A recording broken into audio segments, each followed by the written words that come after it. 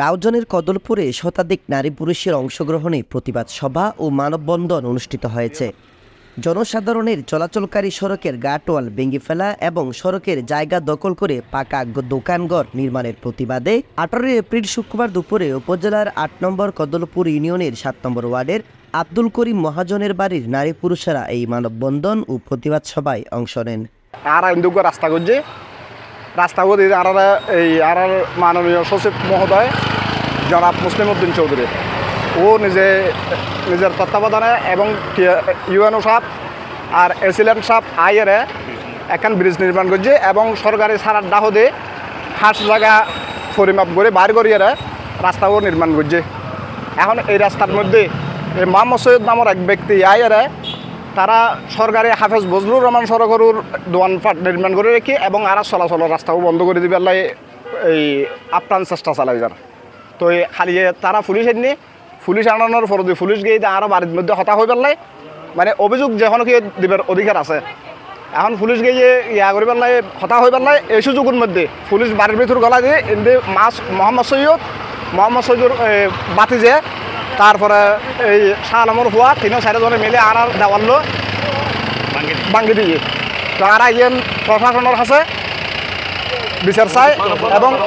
এতে 7 নম্বর ওয়ার্ডের নারী পুরুষের অভিযোগ করেন হাফেজ বজলুর রহমান সড়ক থেকে পশ্চিম পাশে 7 নম্বর ওয়ার্ডের বাসিন্দাদের চলাচলের সুবিধার্থে ইতিপূর্বে আব্দুল করিম মহাজনের বাড়ি সড়কে পাকা গাটওয়াল নির্মাণ কাজ শুরু করেছে নিজেদের অর্থায়নে। কিন্তু বৃহস্পতিবার দিবাগত রাতে পার্শ্ববর্তী 4 নম্বর ওয়ার্ডের কয়েকজন বাসিন্দা যোগসাজশ করে সড়কটির নির্মাণাধীন গাটওয়াল ভেঙে ফেলে। ইতিপূর্বে দখলের বিষয়ে এলাকাবাসীর পক্ষ থেকে রাউজান উপজেলা নির্বাহী কর্মকর্তার কাছে অভিযোগ দেওয়া হয়েছে বলে জানান তারা।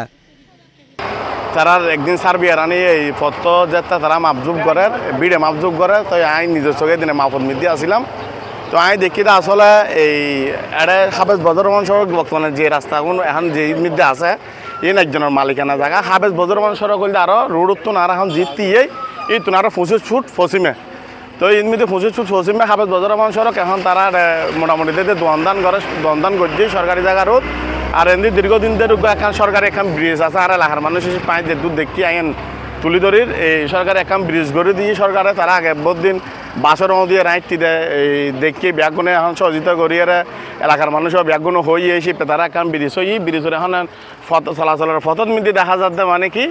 এক পক্ষ মানুষ আইয়ারে মোহাম্মদ সৈয়দুর নামে এক ব্যক্তি মানে চলাচলের পথটা বন্ধ করে দিত স্যার তো বন্ধ করে দিত স্যার ওরাতুন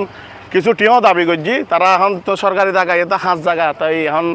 আসলে 5 জায়গার রোড দিয়ে তো রোড গরিবের তো যেহেতু একটু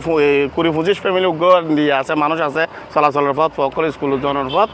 তো এই প্রায় মনে করি কিন্তু চলাচলের পথ তো আসলে উন্মুক্ত দরকার। হাফেজ বজলুর রহমান সড়কে আয়োজিত কর্মসূচিতে বক্তব্য রাখেন মোহাম্মদ রাশেদ, মোহাম্মদ কামাল, জুবাইর, কামরুল, আক্তার হোসেন, ফরহাদ, রোকেয়া, ফারবিন আক্তার সহ আরও অনেকে। Desk news, smile TV, Raozan, Chittagong.